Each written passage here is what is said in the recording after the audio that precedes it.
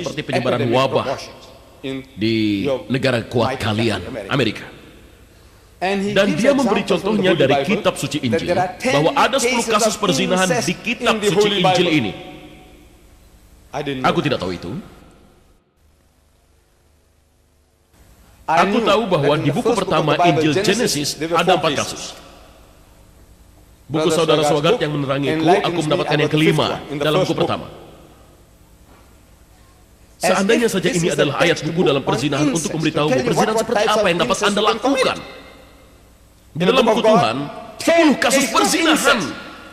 Dan diberitahu juga, makanan macam apa yang kau makan. Kau makan makanan yang bermutu rendah, maka kau akan bermutu rendah juga. Bacaan apa yang kau baca? Kita bisa lihat, kita sudah mendapatkan program apa saja yang kau lihat, apa saja yang kau baca. Kau baca tentang perzinahan. Bapak dengan putrinya, anak laki-laki dengan ibunya, bapak tiri dengan ibu tiri, antara saudara sekandung. Apa ini? 10 kasus perzinahan. Semua itu zina. Anda akan berpikir zina itu akan tumbuh sebagai bagian bentuk epidemik. Anda semua tahu, Dr. John, dia adalah seorang psikolog dari Amerika Serikat, telah melakukan penelitian terhadap sekelompok anak kecil tentang membaca, bahwa sebuah cerita bila dibaca dapat mempengaruhi tingkah laku mereka secara permanen, walaupun dilakukan di lingkungan kelas. Jenis cerita yang dibaca, kemudian sesuatu yang mereka lihat, itulah mental yang mereka peroleh. Ini buku Tuhan. Jadi mana mungkin buku Tuhan atau kitab suci dapat membuat kisah sampai 10 kasus tentang berzina. 10 kasus. Jadi saya katakan saudara-saudara, ini bukanlah firman Tuhan. 5 buku pertama yang dianggap diturunkan kepada Nabi Musa yaitu Kejadian, Keluaran, Imaman, Bilangan, dan Ulangan. Pada revisi ini, para sarjana Injil mengatakan pada kita bahwa Nabi Musa tidak menulis buku tersebut. Dan dia pula bukan pengarangnya. Misalnya kitab Kejadian sebagai kitab pertama Nabi Musa dalam tanda petik. Kitab Keluaran sebagai kitab kedua Nabi Musa dalam tanda petik. Kitab Imaman sebagai kitab ketiga Nabi Musa dalam tanda petik. Kitab Bilangan sebagai kitab keempat Nabi Musa sebagai tanda petik. Kitab Ulangan sebagai kitab kelima Nabi Musa dalam tanda petik. Dan saya bertanya, kenapa dituliskan dalam tanda petik?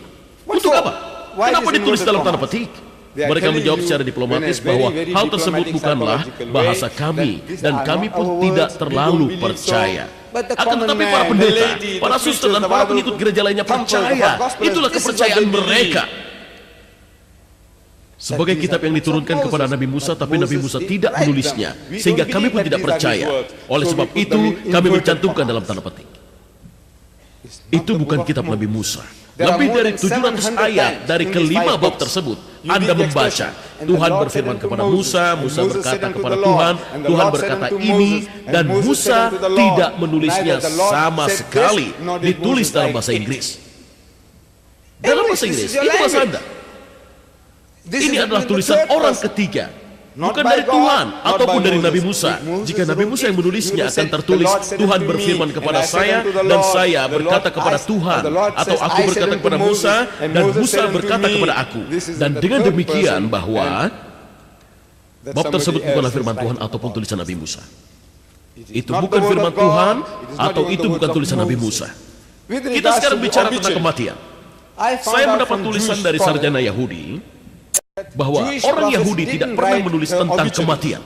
Anda tahu sebelum mati, seperti sebuah batu nisan, dan Anda menulis sesuatu di atasnya. Orang Yahudi tidak melakukan itu. Dalam kitab Bilangan dikatakan bahwa Nabi Musa bekerja sama dengan Joshua. Kitab ini diturunkan pada Nabi Musa, bagaimana Joshua muncul. Ditulis, and there Moses died in the land of Moab. Died, kata yang sudah lewat. Jadi kejadian itu terjadi di masa lampau. Dan pada saat Musa berumur 120 tahun ketika dia meninggal dunia. Maka Tuhan dapat melakukan apa saja.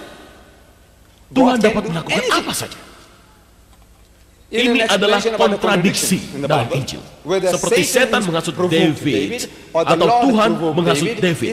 Lihatlah, dalam hal ini berarti Tuhan menginginkannya. Ketika setan melakukannya, artinya Tuhan menginginkannya. Dengan alasan ini, kita akui bahwa Tuhan telah membakar 6 juta orang Yahudi karena Hitler yang melakukannya dan Tuhan menginginkannya. Maka berarti Tuhan akan bertanggung jawab atas kematian 6 juta orang Yahudi atau 600.000 orang Yahudi atau 6.000 orang Yahudi. Ini sangat dramatis sekali. Jika Hitler yang melakukannya, apakah ini keinginan Tuhan? Apakah Anda akan menyalahkan Tuhan? Apa Anda akan membela Hitler dengan mengatakan bahwa Tuhanlah yang menginginkannya? Tidak, saudara-saudara, kami tidak berpikir seperti itu. Jika ada yang melakukan kejahatan, maka orang itulah yang harus bertanggung jawab. Ini bukan keinginan Tuhan. Kekuatan itu berasal dari Tuhan, tapi Tuhan memberikan kita kebebasan untuk berpikir, melihat apa yang benar dan apa yang salah. Jika Anda bersalah, Anda harus bertanggung jawab. Anda tidak bisa melemparkan tanggung jawab. Jadi apakah David yang dihasut Tuhan atau setan? Jadi Tuhan dan setan itu adalah berbeda. Seperti yang dialami oleh agama manapun juga. Mereka berbeda. Jadi Tuhan dan setan itu berbeda. Pornografi sangat kuat. Sangat kuat, saudara Swegard. Pornografi dalam tulisan, pornografi dalam gambar ataupun tulisan atau dalam film, semuanya mengerikan. Hal paling mengerikan. Dalam buku ini, saudara Swegard menjelaskan hasil dari penelitiannya. Nomor 1, ketika kamu membaca atau melihat, bisa menjadi kecanduan seperti narkoba. Seperti marijuana, opium, heroin, atau alkohol, cara kerjanya sama dengan narkoba. Jika Anda melihatnya, ada proses kimiawi yang meracuni pikiran. Jadi dalam hal ini, saya sangat setuju dengan saudara-saudara. Anda tahu?